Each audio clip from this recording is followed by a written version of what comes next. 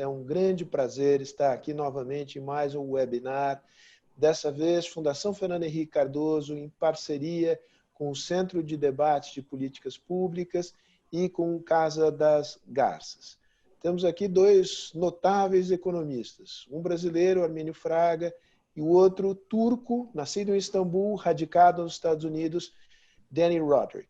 Now I'll turn to English just to hand the mic over to Arminio. Arminio will please introduce Dani Rodrik to all of us. And then Dani will talk for about 20 to 30 minutes. Then he will have a conversation with Arminio. I'll be in charge of getting the questions from the public and try to insert the questions in the conversation between Arminio and Dani. Please, Arminio, the floor is yours. Thank you, Sergio.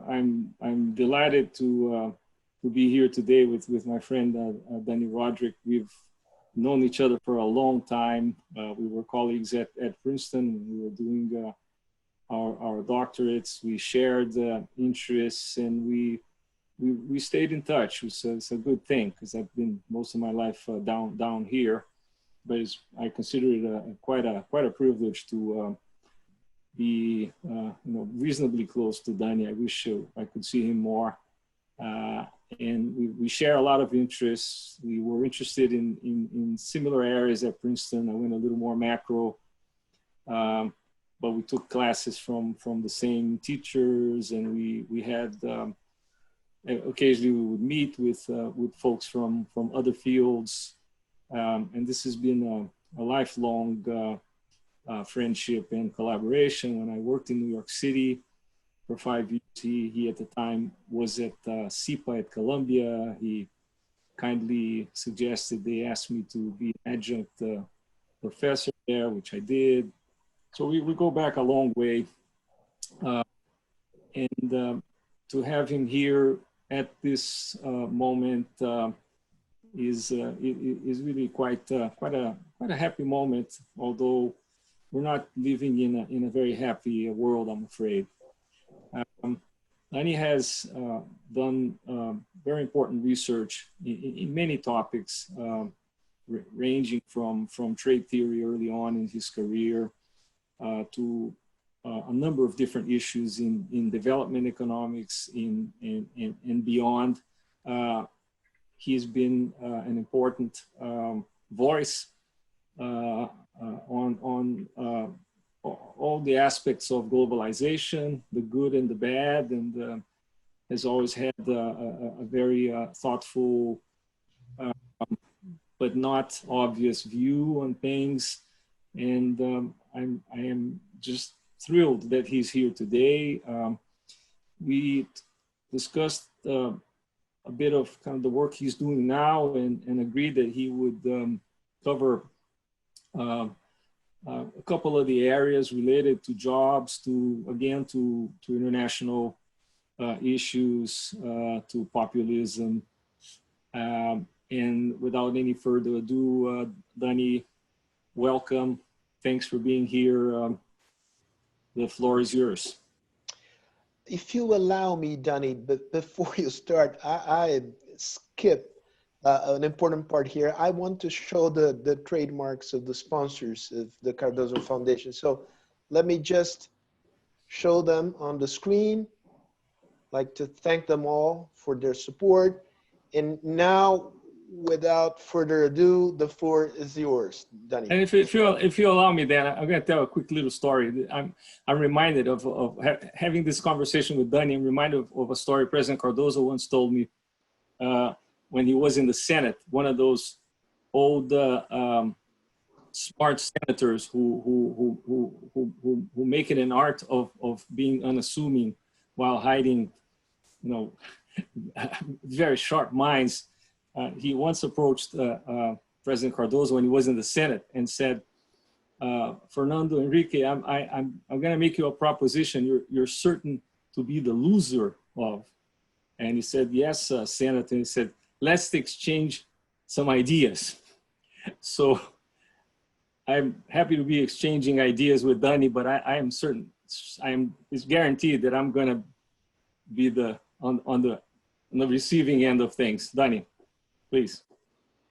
Well, thank you. Well, thanks very much for the Cardozo Foundation. First of all, I was very happy to be at the dinner where Fernando Henrique Cardozo received his honorary degree at Harvard. I think it was back in 2016.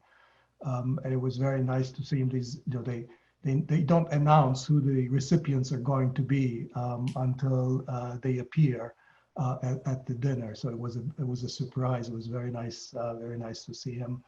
Well, Arminio, you and I, as you said, we go back very, sort of long way back. I think it would embarrass both of us to talk much about, some of the origins of that. So it's always nice to be with you. I don't know if you remember, Arminio, we actually once were even going to write a paper together. And then, more important duties intervened on your part, and you you took over the central bank, and I had to go looking for another co-author, who did pretty well for himself, by the way. So Andres Velasco ended up being. Yes. I remember the topic also. Yes. But it's nice to be with you and the Cardozo Foundation. I'm going to talk, as Arminio said, about some of my recent work, and part of which is really about understanding where populism, particularly the right-wing kind of populism, is coming from, and the role that it plays with our experience with globalization, or as I sometimes call it, hyper-globalization, in the last few decades. And then I want to turn it on to sort of what I think is probably the most important medium-term challenge that we face. And by that I distinguish the very immediate short-term challenge, which is obviously COVID-19, and the long-term challenge, which is climate change. But I think the medium-term one is really about, it all revolves around the question of where will the good jobs come from. And I think this is a question that plagues all our societies, both the rich countries as well as middle-income countries like Brazil, and poorer countries as well. So I want to talk a little bit about my thoughts on that, and we can look forward to the discussion with everyone. Let me share my screen, and I want to talk about the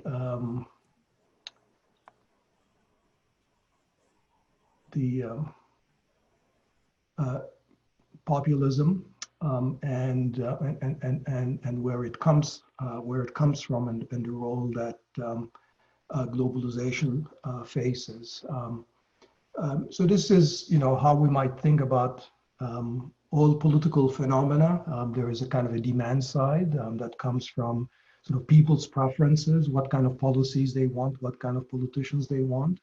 And then there is a supply side of politics, which is sort of parties, presidents, presidential candidates, and their programs, which is kind of the supply side.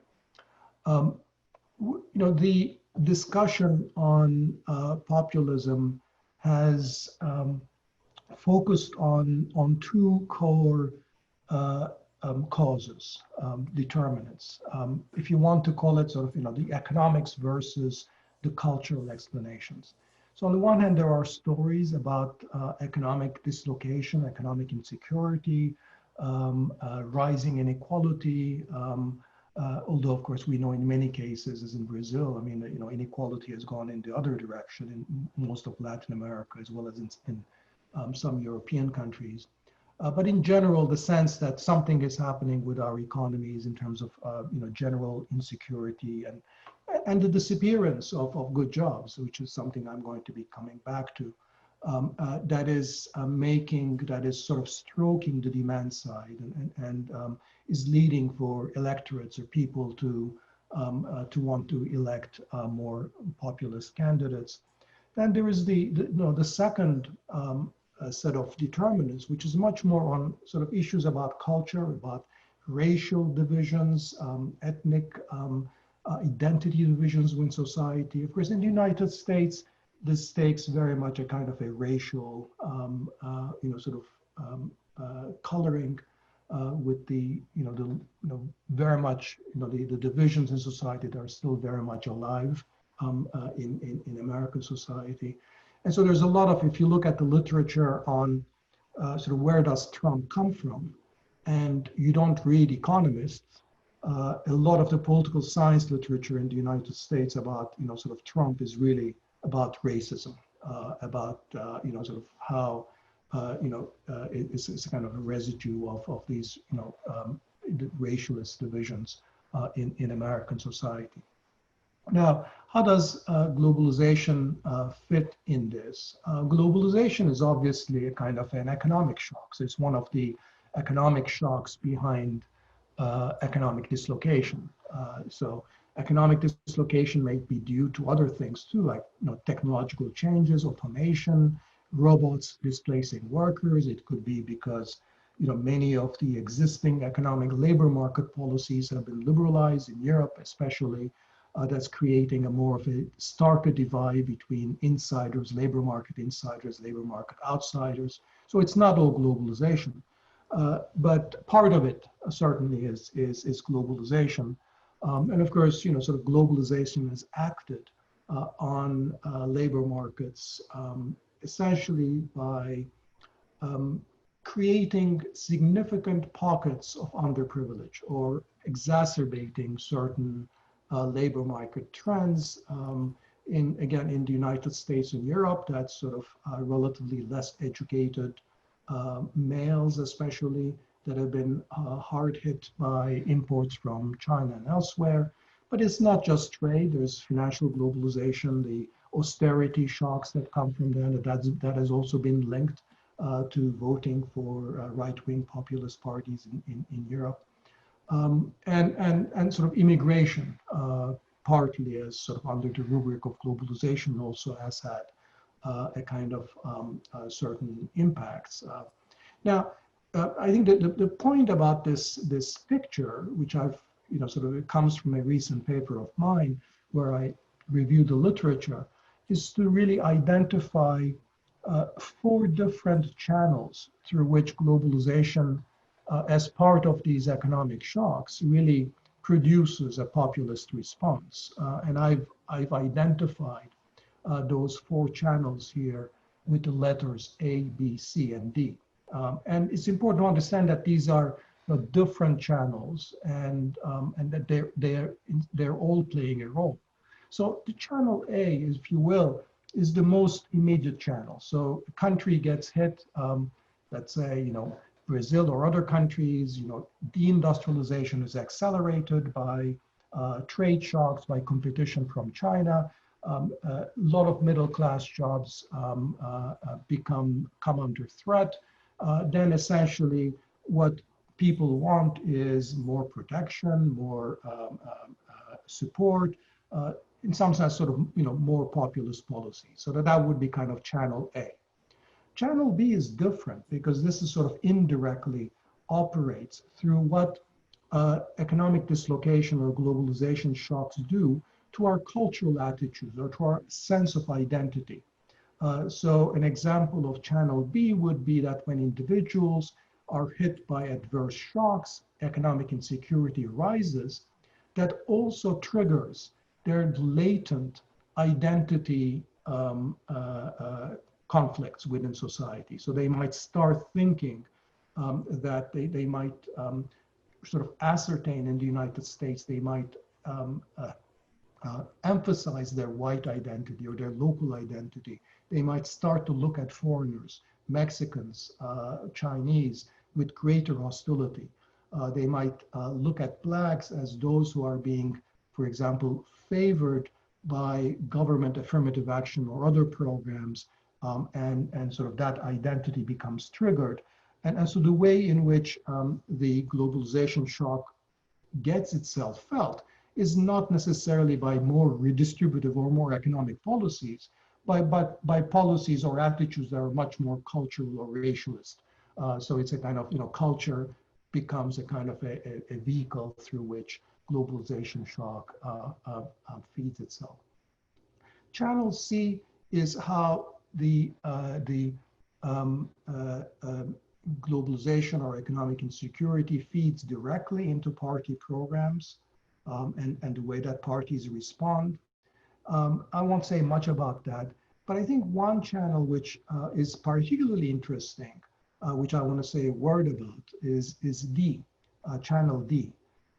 And that's really how the economic shock, the rising economic inequality and security might move some parties and candidates, in particular the right, to articulate a kind of more racialist, more culture-based, more identity-based kind of plank.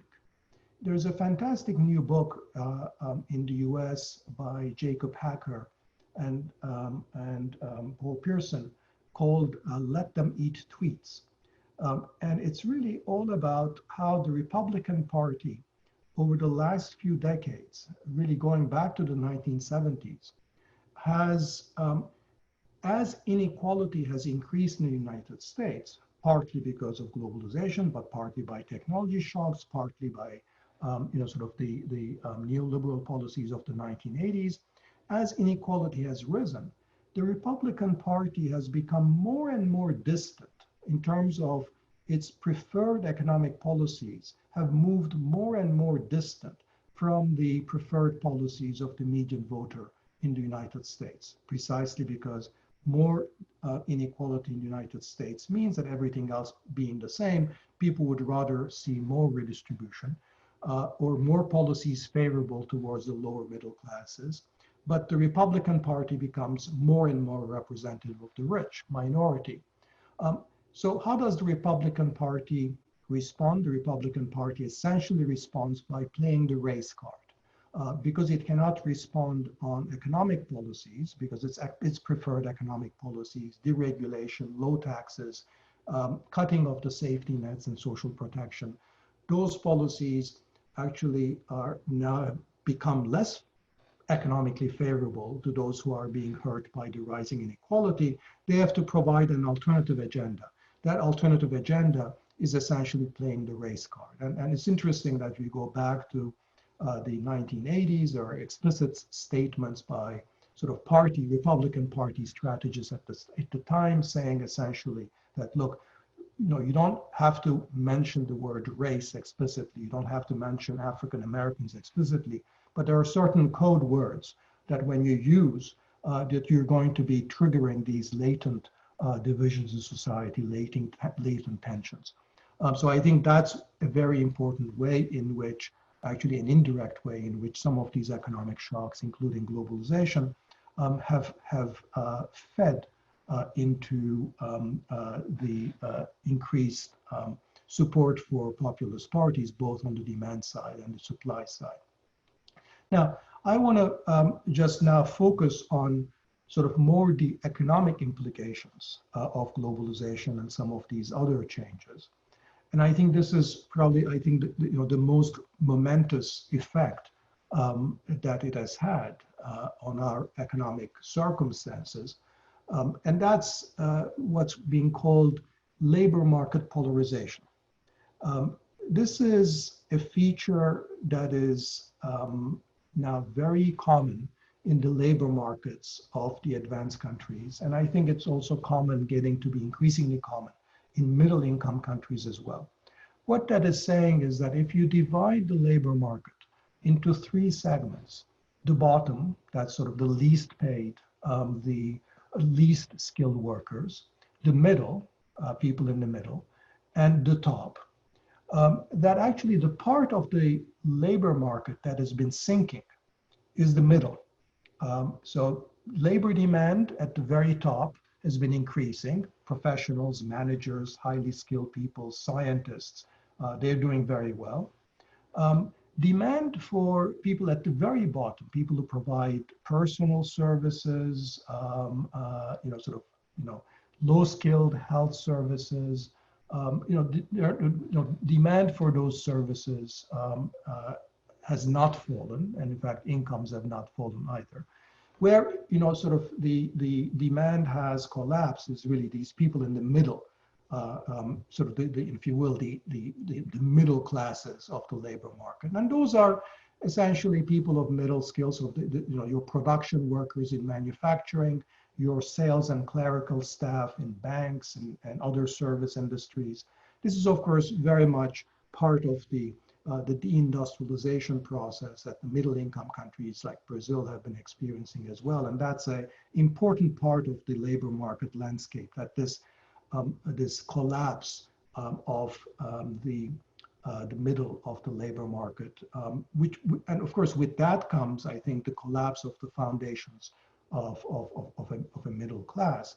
Now the theory was that, these production workers in manufacturing, as they lost their jobs, they would go into more, service sectors where, with better skills and better pay. We shouldn't idolize, manufacturing. There's nothing particularly glorified about being a production worker in a plant. That's not, necessarily all that great a job. But it typically came with certain protections and certain level of earnings and certain standards. And too often people who've been displaced from those kinds of jobs have not ended up in better jobs, in services, in finance, business services and insurance and other kinds of sectors which have been expanding, but in informality with fewer protections and a sort of greater precarity of existence. So this is, I think, now the mark of our time, and I think it's a challenge. This is the medium-term challenge that I mentioned at the outset. And how do we really handle this?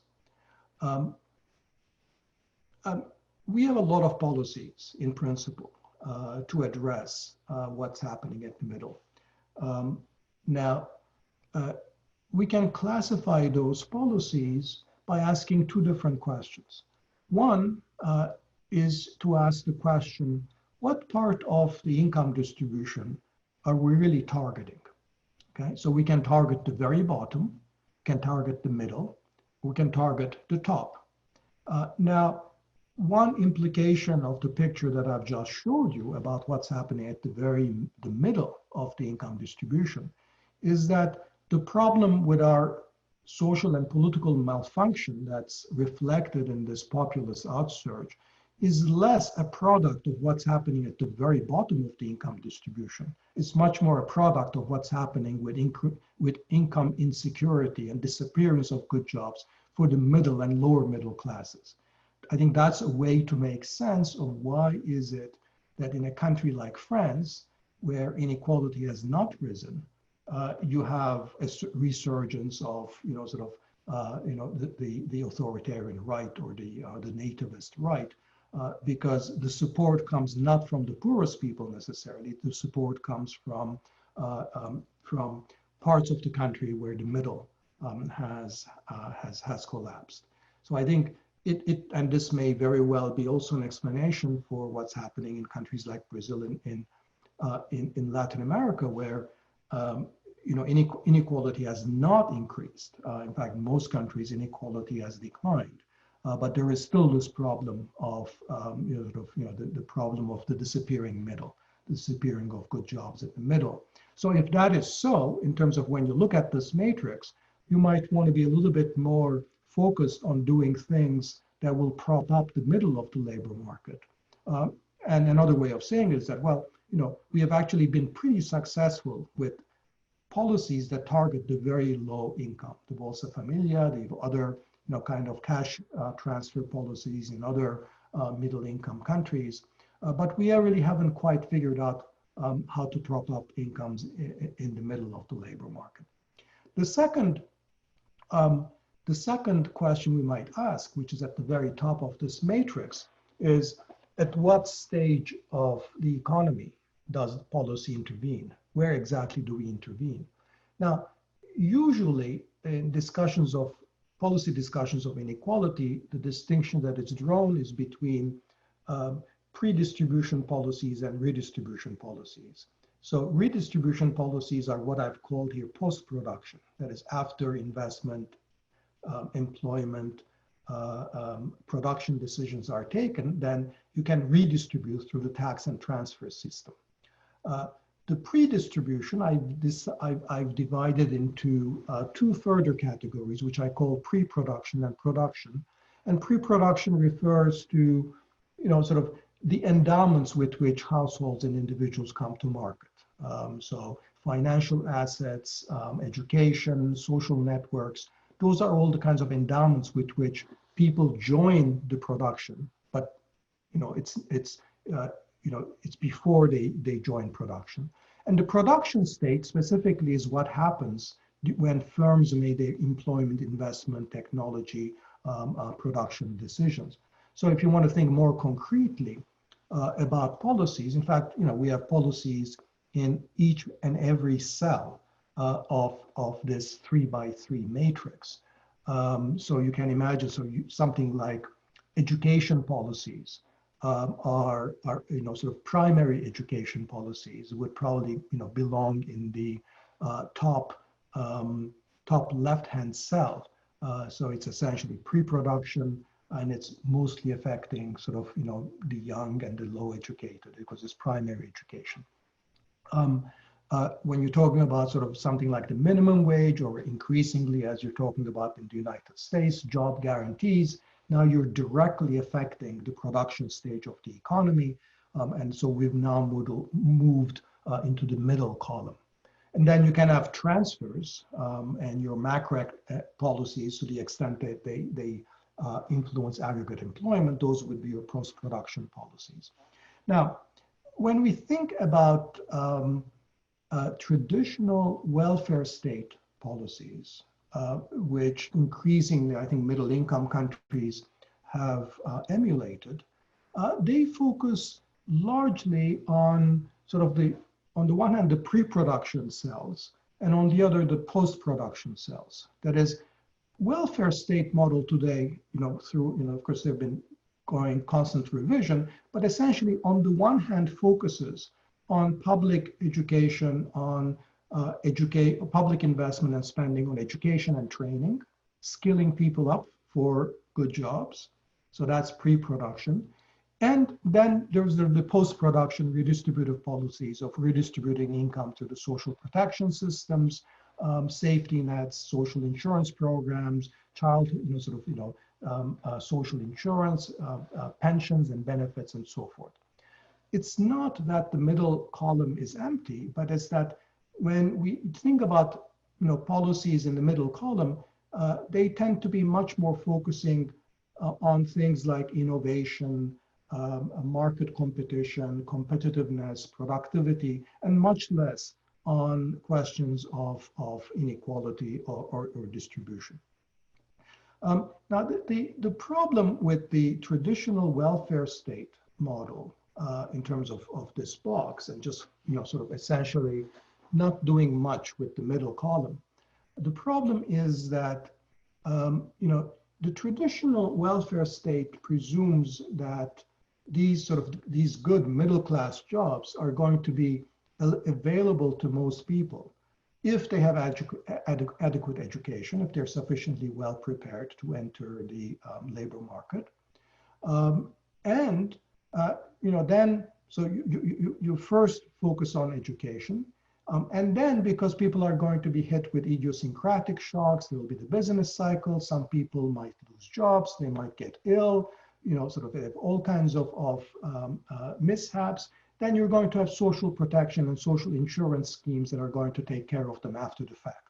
And therefore, that's the essential logic. So these are the pre and post-production policies that you need in the welfare state in terms of the previous matrix.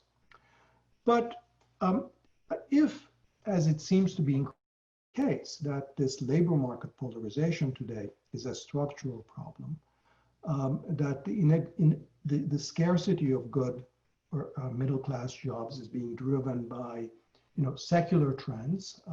Globalization is one of them, but a very major one, of course, and one that looks like it's going to be the predominant factor in the years ahead is technology, automation, AI, robots that are increasingly displacing people of certain, mostly in the middle range of the skills.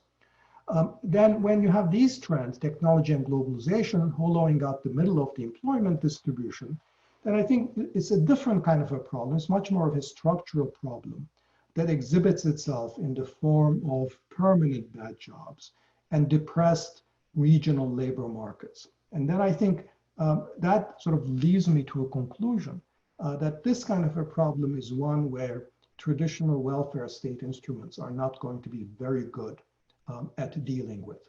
So if you think about the good jobs, you need to worry about both the supply for the good jobs as well as the demand side. So you can train people, you can train your youth, you can train your longer term unemployed to prepare themselves for good jobs. But if the firms are not creating enough good jobs, if the supply isn't there, that's not going to produce the result that those people will end up with the good jobs that you want them to have. So you need to work with the supply of good jobs as well. And that's really what's just that middle cell in particular is really about. How do you work with your employers, with your firms, to ensure that the kind of employment, investment, and innovation decisions that they are making adequately internalizes this what I call these good jobs externalities. That when not enough good jobs are being produced economy-wide or in specific parts of the country, that the consequences are social malfunction, political authoritarianism, the development of authoritarian values, social, racial, other divisions deepening within countries. So you can think about these in economic terms as sort of, an externality that not producing enough good jobs produces for the rest of society, just like a climate externality or a pollution externality. So there have to be ways of internalizing this, and that's going to require working with firms to get them to internalize these externalities when they're making employment, investment, innovation decisions. So this will be my final slide. So I want to present this as a kind of a quid pro quo, I think, on which every society has to develop its own version, particular version of this quid pro quo, but it's essentially a kind of an arrangement. It's a version of the social contract where firms understand that in order to be productive, they rely on a very wide range of public inputs that are provided in large part by states, by government agencies. So that includes having access to a skilled workforce, having a kind of, sort of all the needed horizontal and vertical networks and supply chains that prop up productive output without incurring the kind of hold-up and informational problems that would exist in the absence of a good legal system, good contractual system that the state provides. Sort of the various R&D labs and universities and innovation systems that are supported and propped up by public spending, property rights enforcement. So all these things that are essentially, if you think about as public goods being as inputs to the productive process of what firms do. That's the part of the bargain, in some sense, that the public sector provides. I think there's the quid pro quo that firms have to provide. The other side of the bargain is that they need to internalize these good jobs externalities. That means that when they're thinking about who and what to hire, whether to outsource or not, what type of technologies to deploy, where to invest, that these considerations of employment and good jobs have to be part of this decision making. Unfortunately, and I think here is where the key difficulty is, that this is a difficult policy design problem. You cannot decentralize this problem of internalizing good jobs externalities simply through a kind of what an economist would call a Pigovian subsidy. Simply provide a subsidy to firms so that they hire more workers. This is not going to work. It hasn't worked. But we have a wide range of experiments that are now going on in different parts of the world that suggests that there are models, governance models for how not just national, but actually increasingly subnational and local governments are devising strategies to collaborate with local firms as well as prospective investors to provide them with a range of customized services in return for those firms investing in good jobs, investing in their local communities, investing in their suppliers. And that's, I see there sort of a kernel of this kind of, this broader strategy that I think will need to be scaled up one way or another. I'll just stop here because I think this is probably throws up more questions than it actually answers, but this is the direction where my thinking is going right now. So let me just stop here. Over to you. Thank you, Dani. This is just what, well, those of us who know you were expecting. Very, very interesting, challenging, and I have a couple questions just to get the ball rolling. One is related to the fact that what we're looking at here in Brazil is a slightly different configuration, I suppose. The level of basic skills is very low. What would be a middle-class job in Germany or in France or in the US here is puts the person on at the top 10% of our income distribution. There's a big gap in the middle. And I wonder if you have applied the general framework to a situation like ours or Mexico's, if you will, or Turkey, I guess, and what might be a path. This clearly is a challenge. When I look at, say, my own Rio de Janeiro, and if you catch a plane to São Paulo, or you climb one of the lovely hills here, and you look down, you will see a very large areas where people are fairly old but untrained, and it's quite a development challenge that I think is, I may not be keeping up with everything that's going on in academia, but I think it's somewhat understudied. That would be one. And the other one, it's part of the same family, and it's part of our decades-long dialogue, is the actual implementation, which requires, I think, a high degree of sophistication on the part of government. And we have here over the years tried quite a few policies that used to be called industrial policy or infant industry protection, or you name it, with very limited results in the end, for all kinds of reasons, including the political economy of the whole thing, state capture and the like. So if you could just tell us what your thoughts are as this relates to the Brazils and Turkeys of the world, and our place in kind of the global economic, social planet. Thank you. Can I piggyback on this question, because there's another one which I think is indirectly associated with the one just asked by Arminio, and it was asked by Guillermo Rosenfurzel. I guess it's an Argentinian economist. And in societies as the ones described by Arminio, what do you think about the role that can universal basic income programs can play, given the enormous amount of people in informal jobs? Let me start, sort of, if you will, sort of by addressing these questions from backwards with the last one first. On UBI, I think UBI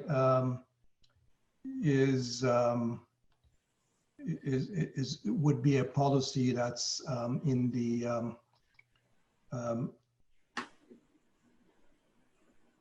if I go back to this, if you look at the UBI is in the top left center, so it's really a relatively limited amount of money. So that's sort of in a basic level of income. It's pre-production because everybody's getting it. And it's not going to make anybody sort of middle income, but it's just going to prevent people from essentially becoming extremely poor. So I think that is fine. I think my concern is that this doesn't address, policies like UBI doesn't address the root of the problem. If I'm correct that the root of the problem is lack of supply or relative shortage of good jobs, it's a problem that originates from the productive structure. And therefore, you're not going to really address the problem if you're not doing something with the productive structure of the economy. UBI, just like export transfers or redistribution, is dealing with the symptoms of the problem without necessarily sort of generating the kind of dynamic that's going to get you out of the problem in the first place. So I'm not a very big fan of UBI. I have nothing against it, but I view UBI in the United States as a kind of refuge that the people in Silicon Valley take, which is to say that since they want to completely they don't want to have any responsibility for the social problems that new technologies create. The answer is, we'll have UBI and UBI will take care of things. So we don't have to let technology do whatever it does. Don't worry about technology in this context. Whatever adverse effects it has, we'll just take care of UBI. And I think that's a kind of a short-sighted way of thinking. Now, with respect to the two sort of big questions that you asked, Arminio, again, let me work backwards on sort of the questions about implementation of political economy. My view on this is, that every policy, is difficult to implement. Every policy can be captured by rent-seeking groups. And I think the kinds of business partnerships or good jobs policies, or even if you want to call them industrial policies, which I try to stay away from because I think it just gives a very misleading picture of what I actually have in mind. But even if you're talking about industrial policy, it's not that different from carrying out good education policies, good anti-poverty policies, good sort of infrastructure policies. Each one of these policies operate in a context where governments have very limited information and where policy can be captured by powerful insiders, whether it's public sector unions in the context of education, or whether it's particular firms in the context of infrastructure investment decisions, or it's banks in the context of financial policy and central banks.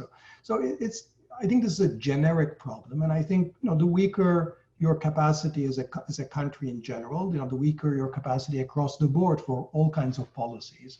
And then the success of your policy actually depends more on your priorities. And I think, Arminio, you of course, you've lived this and you've seen this, that it's amazing what, has happened, the quality of monetary policy and central banking, how it changed in countries like Brazil in a period of a decade or two, once fighting hyperinflation became a priority. I think that then it was professionalized, it was politically insulated, and this wasn't just in Brazil, it was in a lot of countries that this happened because that became a priority. I don't think it was a priori clear that you could depoliticize monetary policy in middle income countries in the way that it was, and arguably today, from the standpoint of disinflation in a lot of countries, may even have gone into too much in that direction. But that's another discussion. And I would also mention as an empirical matter that I think industrial policies, when you look at the past of the history of industrial policy, I think they get a kind of an unfair rap. That is that it is not true that industrial policy across the board has been a failure in Latin America. It's not even true that I don't think in Brazil it has been a failure across the board, because after all, total factor productivity growth, grew much more rapidly in manufacturing and protected manufacturing industries in Brazil when protection was very high in the 50s, 60s, 70s.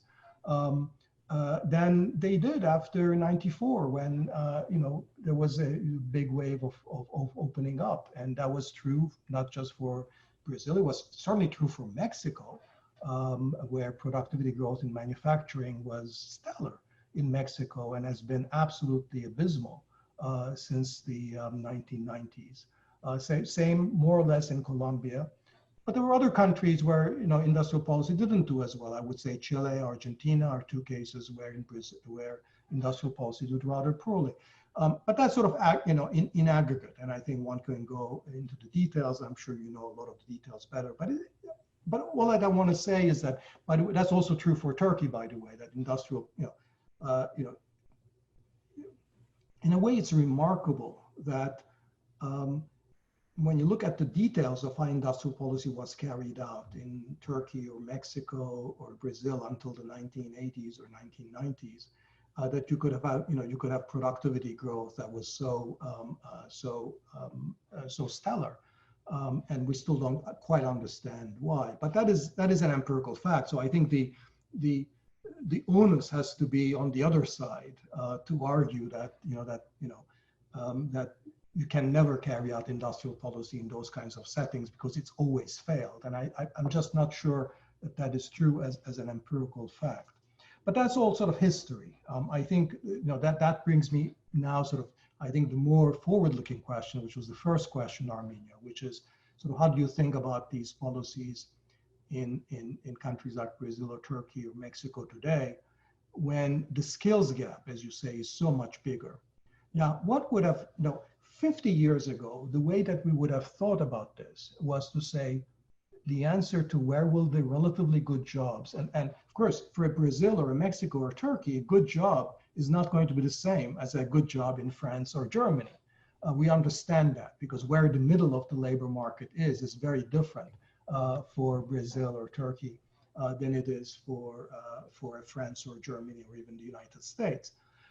But 50 years ago, we would have had a good answer for that for countries like Brazil and Mexico and Turkey. It would have been, standard manufacturing, that they would be producing bicycles and toys and wigs, and from there they would go on to car seats. From car seats they would go to cars. From cars they would go to, maybe producing even more sophisticated stuff. And those would be relatively good jobs. And that's the standard path. And I think what has happened is, because of this process of, what I've called premature deindustrialization, I think countries are now experiencing a too early disappearance of jobs in the middle. And by the way, the presence of those middle productivity jobs is one answer to the question of why is it that in fact productivity did so well in all these countries that were, implementing such lousy industrial policies that all of us could have come up with better versions of. But there was something there, which was that this manufacturing was something on which you could sort of put yourself on an escalator and move up. So that is not going to end. Those middle jobs in those countries is not going to come from manufacturing. Where are they going to come from? They'll come from services. They'll come largely from non-traded services, which makes the problem even harder because you cannot just focus on a few traded sectors in the way that you focus on a few traded manufacturing sectors.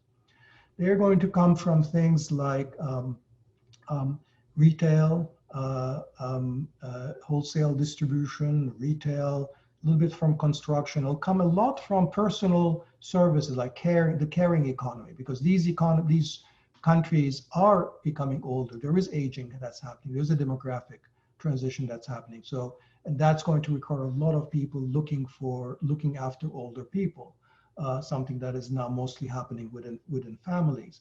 Those could be, in some ways, sort of middle-class jobs for those kind of economies. But we need to work to make them so, because they don't end up being middle-class jobs. They become part of the gig economy. They become part of this, very sort of decentralized, markets where labor standards are not in place. The investments for productivity aren't being made. Because right now, for example, we have all kinds of AI opportunities, not to replace the jobs that what people are doing, but to actually augment the work that relatively less skilled people can do. So that's a choice that we face. So if we equip, for example, relatively less skilled workers as, in the caregiving economy, to give them the kinds of skills that they might have, but with the low level of education that they have, because they have access to certain apps that they can actually, help other people with in the caring economy, or the health or the aged. This is a way of giving them skills through these AI technologies that might turn their jobs into a kind of more productive jobs where they can actually earn more. Similarly, when we pay attention to what the working conditions and labor standards are for these, what would otherwise be gig economy workers, we might be able to raise the floor somewhat. So the point is that, that this is hard. I don't have an answer, but what I'm pretty sure I know is that this is not going to happen on its own if we leave it just to the market. And therefore we need to develop these strategies. Let me follow up briefly. I know there are lots of questions popping up, but on a quick comment on Brazil and a quick follow-up question. The comment is this: I think Brazil started out pretty well in the 50s, surfing the wave of industrialization and urbanization. And we did well, and there was a lot of growth. But something happened along the way that that model couldn't take us beyond, say, 20%, 25% of the US GDP per capita. And since then, it's been a total debacle. We have talked many times, but it might be interesting for other folks here to hear your views about education in this context. I think in our case, by the way, I think our model was one that paid no attention to productivity, really. It was an infant industry argument that never moved beyond that, like the Asian countries, and our auto sector is still protected. So I think there's like an Acemoglu model that where the winners of a certain phase stick their roots and they block kind of the evolution into something better. I'm pretty sure that happened here. There was also no focus whatsoever on inequality. And I think we paid a price and we blew up. And then recently we tried it again. So we seem to be obsessed with this model. Another comment: the sector where productivity has been truly spectacular here has been the agribusiness world, with innovation, everything, you name it. It's been a true success, but it's been more open in a way. Not that opening up does anything. Mexico, I think, is a good example. Better, the best example in the planet, I think. But where I'd like you to focus on is one area where we keep discussing, and I can't quite get where you might be heading, is education, really. Because in a way, your argument that I buy on the supply side for more mature economies takes for granted that you have a certain level of basic skills. But what about us? We don't. How do we get there? There's an issue of jump-starting our engine. And I do agree with you that the supply side is key, and there are probably lots of things that could be done. I'm not sure they can be done, but I'm totally in favor of trying. But I do worry about the other side. So if you could. Let me suggest, Dani, that you stop sharing the screen. Can you? Do you know how to do it? Yeah. Okay. Okay. Good. Good. Yeah, I'll give you. Let me give you my capsule version of Brazil, which could be completely wrong, but it's. I think it's superficially aligns with the facts that I think Brazil, before the debt crisis happened in the 80s, Brazil was actually on the way to look more like a kind of an East Asian country. Now, subject to the problems you mentioned, Brazil is much more unequal, education and human capital was much worse. But when people looked at Brazil, and you'll remember this, when people looked at Brazil in the late 70s, right, what they saw was a country that looked like East Asia. There was a term at the time that came up into common parlance, newly industrializing countries, NICs. And this wasn't just East Asia. This wasn't just South Korea or Taiwan or Singapore. It was also Brazil, it was Mexico, it was Yugoslavia, it was Turkey, because they were all looking sort of similar.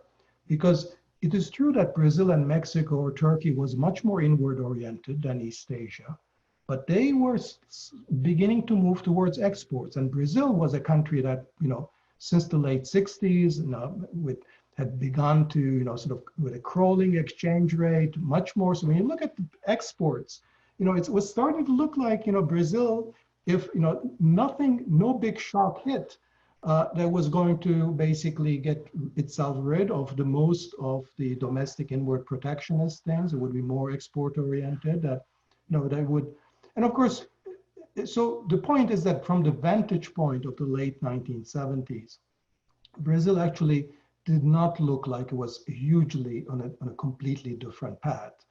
Subject to the caveats that some of the initial conditions and inequalities and structures were much worse and more than the East Asian cases. So in that story, what really went wrong was, the macro mismanagement. So you had distorted micro incentives, but on balance, they were promoting structural change in the right direction, and that was sort of working. We had a lot of inefficiency here and there, but the dynamics were still okay. But that the macro, after the first oil shock, went really off balance, and that sort of the big macro crisis of the debt crisis pushed the economy into, of course, a whole decade of waste, then a long period of trying to configure a kind of a new path. And there was no way you could go back to the old equilibrium anyhow. So, don't let anybody misunderstand what I'm saying. I'm not saying that Brazil should go back to the policies of the 1960s, even the policy of the 1970s. That is not possible. But the point is that it was really more the macro disequilibrium, the mismanagement of fiscal policy as a consequence of the oil crisis that threw Brazil off the path. Then it's relative prices or micro distortions. That would be sort of my policy, my sort of big picture. By education, I would say this: nothing I'm saying should be taken as underemphasizing the importance of investment in education. There's a lot of ground to be made there, but every country in the world, including Brazil, has made actually huge strides in terms of how many people are in school, how many people are graduating from what level, in terms of spending on education. But whether that actually pays off in terms of productivity, in terms of economic growth, really depends on other things than the spending on education per se. And I think there's a broader sense of human capital where this comes in, and I think that's where it joins my argument with the supply side, which is that if you want to really have skills that are going to pay off in the labor market, that's going to be the kind of skills that are acquired on the job, the kind of human capital that's being provided through firms by working, and that is something that you're not going to get in school. That's going to happen only if firms are creating such jobs. And so that's going to be a very important part of education. If you think about education in this broad human capital context. So in some sense then, this may be a bit of a stretch, but if you go back 40 years in countries like Turkey and Brazil and Mexico, the education system was worse for the bulk of low-income people, but people could find jobs in factories and they became more skilled as a result. So they could increase their productivity, double it, triple it, sometimes quadruple it, even though they didn't have any skills. That's sort of like, this Chinese factory manager who told me that when they were hiring workers, when she first set up her shoe factory, the only skill test that they did was they asked their prospective employees whether they could actually do this. That was the only test that they applied. That was the only skill you needed. Just, very simple, just, basic, test. And you didn't need any other education because, basically you could quadruple your earnings simply by, off the farm and being in a relatively modern, factory. And so that's, again, but it's a world that sort of has disappeared. I don't want to say that education isn't important, but I just worry that, that if we think that we're going to solve this problem of inclusion and filling out the middle of the labor market by getting people more educated, I just worry that that's not going to be enough. Just Sergio, before I know there's... Okay, go ahead, because there are many, it's a flood of questions here. People will get disappointed. There's no, it won't be possible to tackle all of them. So go ahead. Frequently enough. Here we go. I'm getting my Dani Rodrik fix here. Would you? But go ahead. So, quick comment, Dani. Just so you know, income per capita here in Brazil, divided by income per capita in the U.S., we're now probably 20% below what we were in 1980. It's unbelievable, and I think you have to.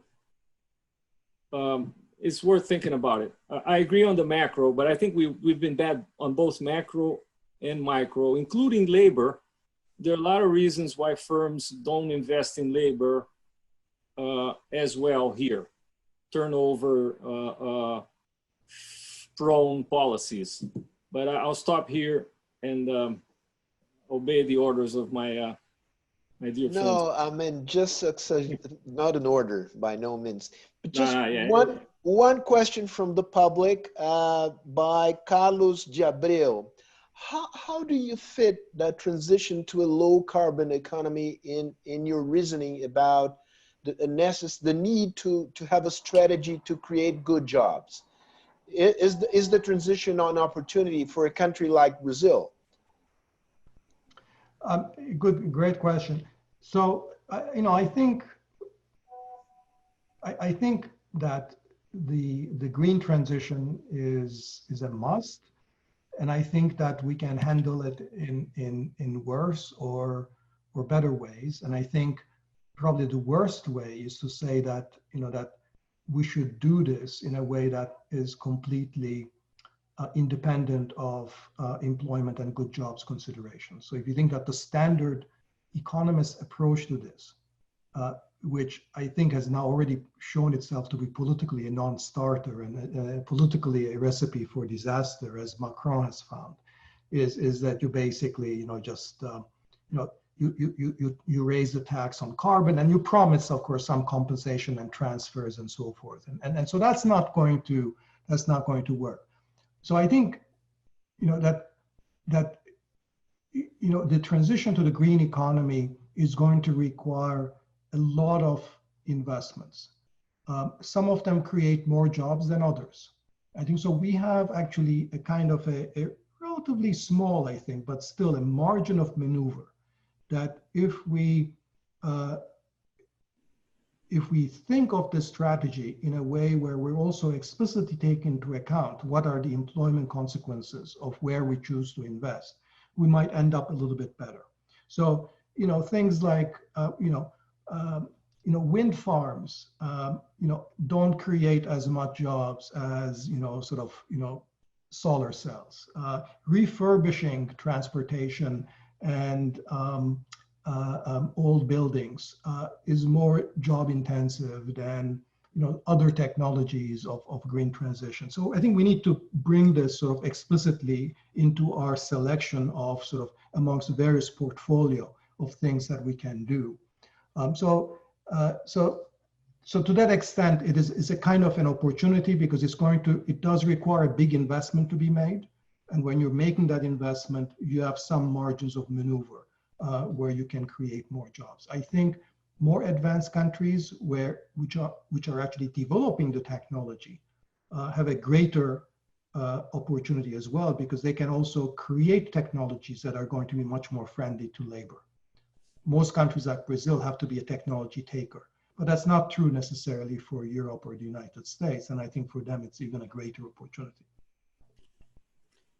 I have many other questions here, but since you're having your Dani Rodrik fix, Arminio, if you want to go on.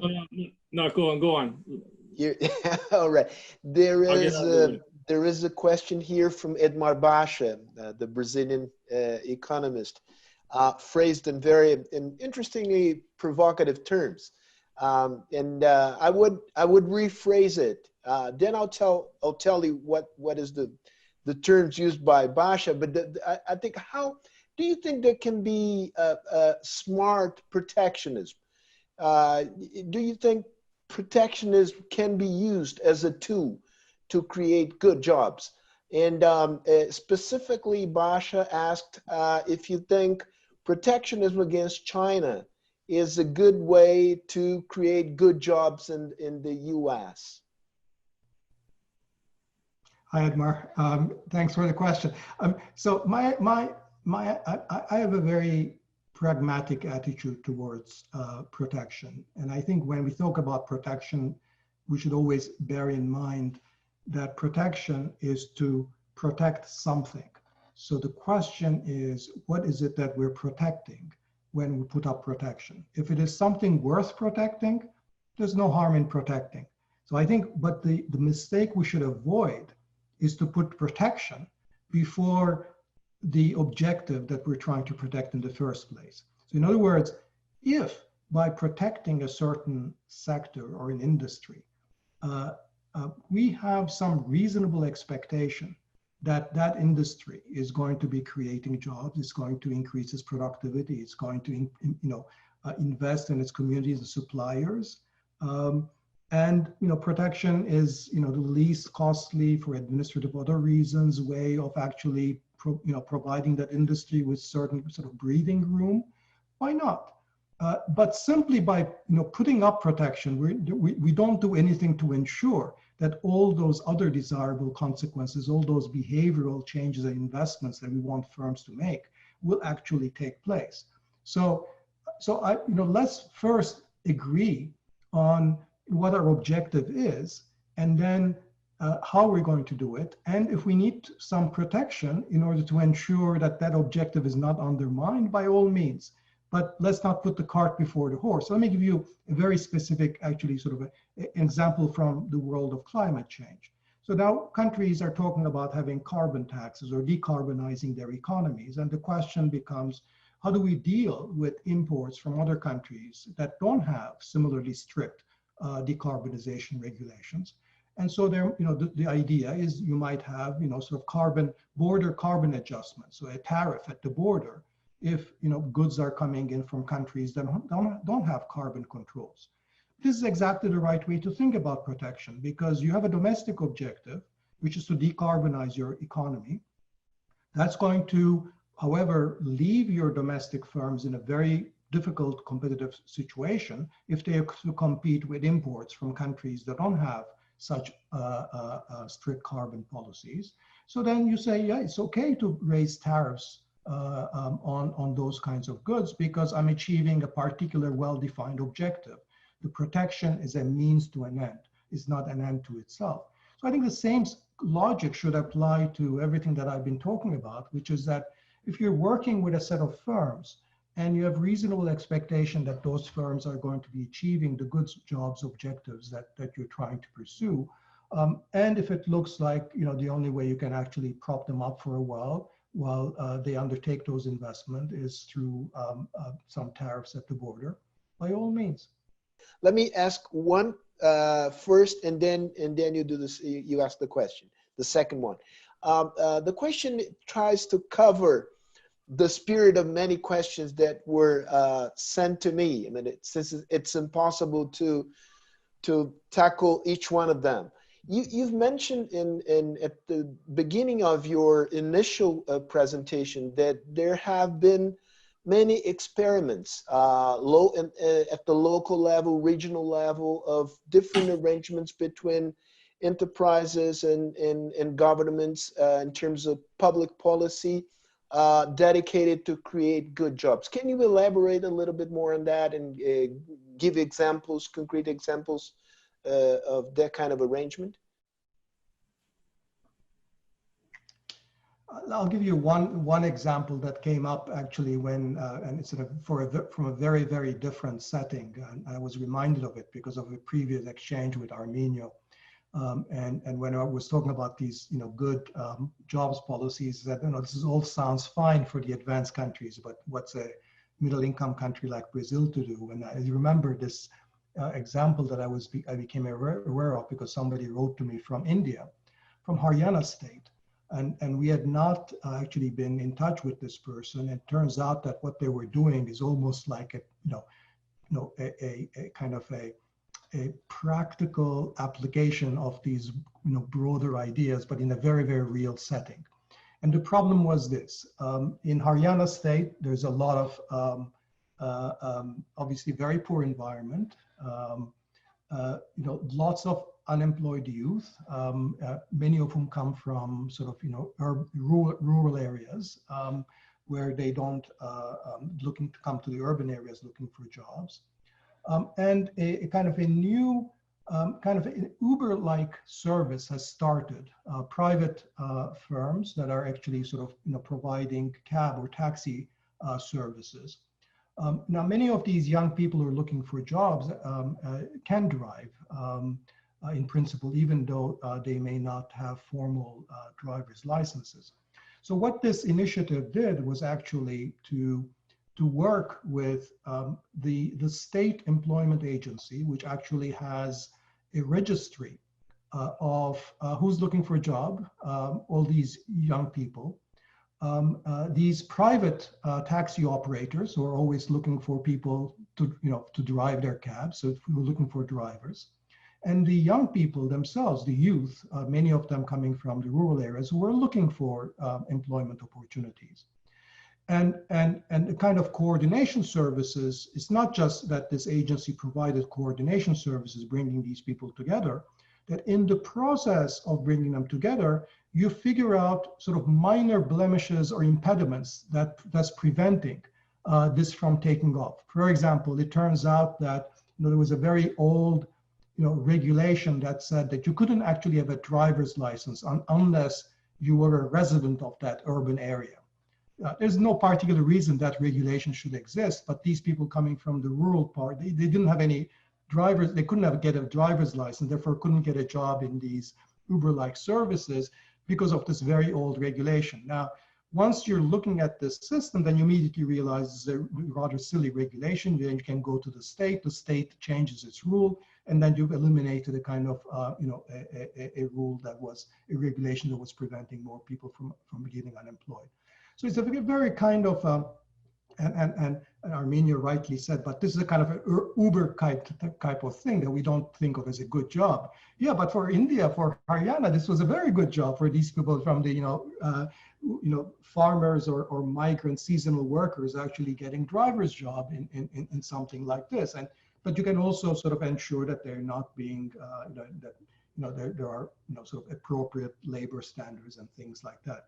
So that's the kind of job that you know, typically the way that government is organized, you don't have an agency that's actually looking to form these kinds of collaborative arrangements. And it turned out to be a kind of a nonprofit, a kind of a non-governmental organization that stepped in.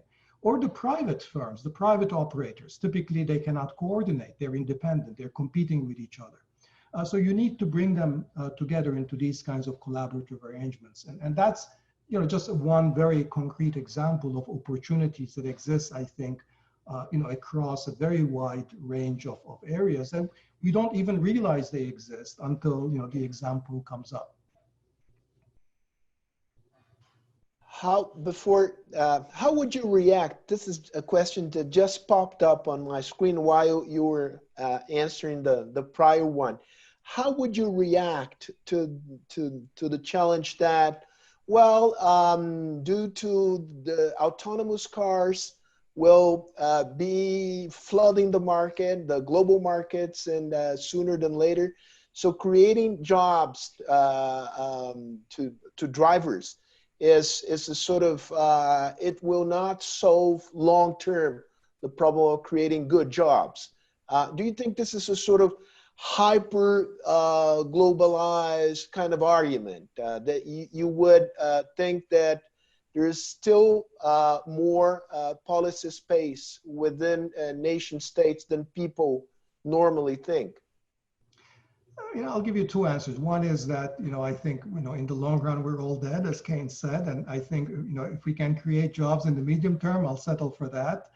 But I think the more serious, longer term answer is that I think there's a tendency to think that, you know, that technology falls onto our laps in a ready-made fashion, and that it's a given that it will replace, that it'll take jobs away from people. I don't think that's a given. I think technology is a direction, and that direction, whether it's employment friendly or not, depends on the incentives, depends on the tax structure, it depends on the norms that firms and innovators have internalized, it depends on the nature of the innovation system. You know, the reason that, you know, we have autonomous vehicles is in part because, you know, the Defense Advanced Research Projects Agency of the United States, a state agency, stimulated the knowledge and new technologies in autonomous vehicles because they didn't want battlefield casualties. They wanted to have driverless vehicles. So they, you know, basically set up experiments and tournaments to get that technology developed. Well, it probably would have developed anyhow, but it was a priority for some state agency to have those. It was a state agency that didn't care about employment. In fact, it cared about, you know, not having people employed so that they don't have to send people to be killed in the battlefield. You know, there's nothing analogous in terms of how the innovation system works or how the tax system is set up in terms of just looking out for the direction of technological change. And I say that you know, sort of, I think this narrative that labor or we have to adjust to technology is a very silly one, because, you know, we're deciding on what the technology is. I think technology should, you know, at least meet us halfway and adjust to us, to the labor market. And it's not entirely, you know, I think a kind of unachievable dream if we realize that, you know, this, just like globalization. I mean, remember when we used to say, oh, we can't do this because it's just a world globalized economy. And then we realized, oh, you know, globalization is something that we made. We can change the rules. And if we don't change them for the better, others will change it for the worse, which is what's happening now. I think it's the same for technology as well. But this is really, to be honest, this is really a story for the US and Europe, because that's where, you know, I think the terms of technology are being determined. I think we've run out of time, unfortunately, and we still have 5 minutes, Arminio. Accumulating a lot of questions and issues to think about, but choose one. Yeah, well, I mean, I think it will give us the final comment. You don't. Yeah. It doesn't have to be.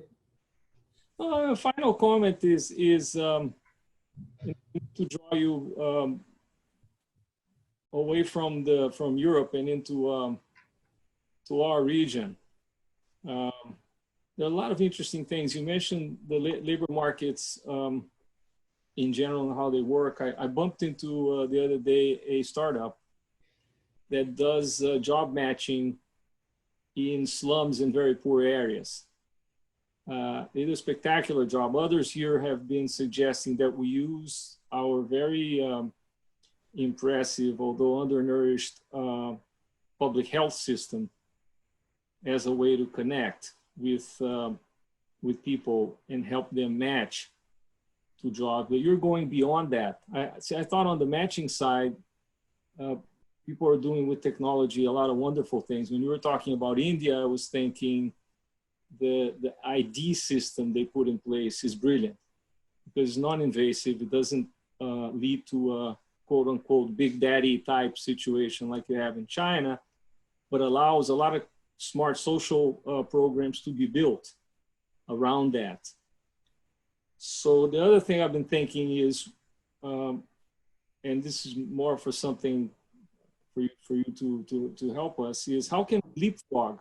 You know, we don't have to follow the path others followed. It's a different environment. So how could a country like Brazil or Turkey be smart in using government tools, of course, and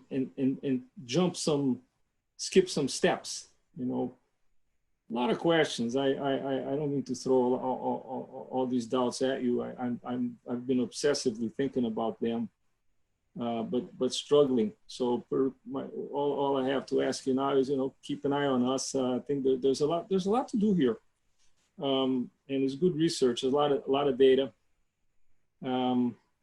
We have good researchers on the ground, but we could use all the help we can get.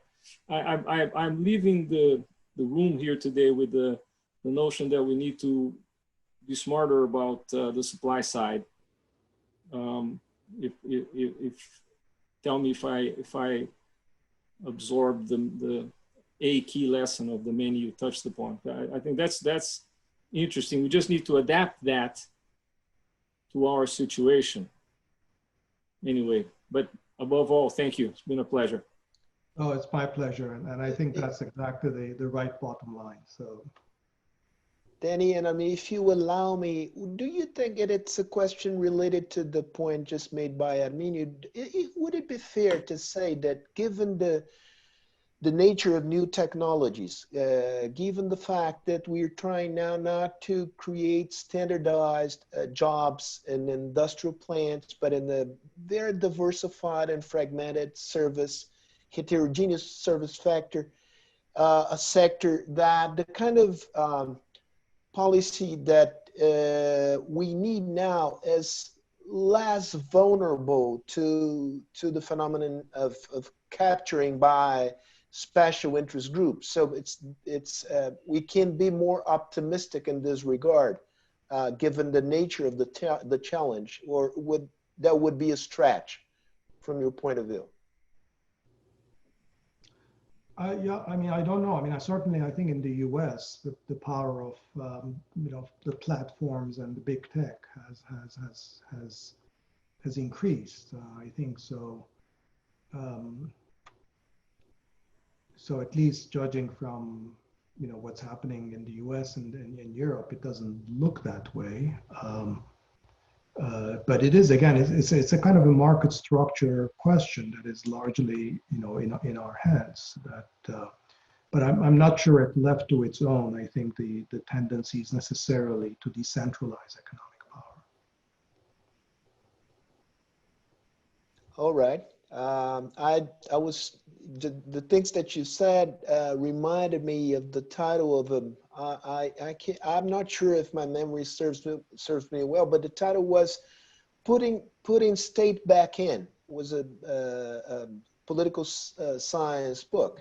So what you're trying to say is putting politics back in terms of politics still matter, and nation state still matter, and local arrangements still matter. Is that a fair summary of your thoughts, or not? Oh, absolutely. I totally agree with that. All right. Dani Rodrik, thank you so much. Thank you. Thanks for having me, Arminio, Sergio, and everybody else. It's been a real learning experience, I would say. Thank you. Arminio, thank you. Always a pleasure to listen to you and to be with you, although remotely. Thank you. Take care, guys. All right. Stay safe. Bye-bye, everybody.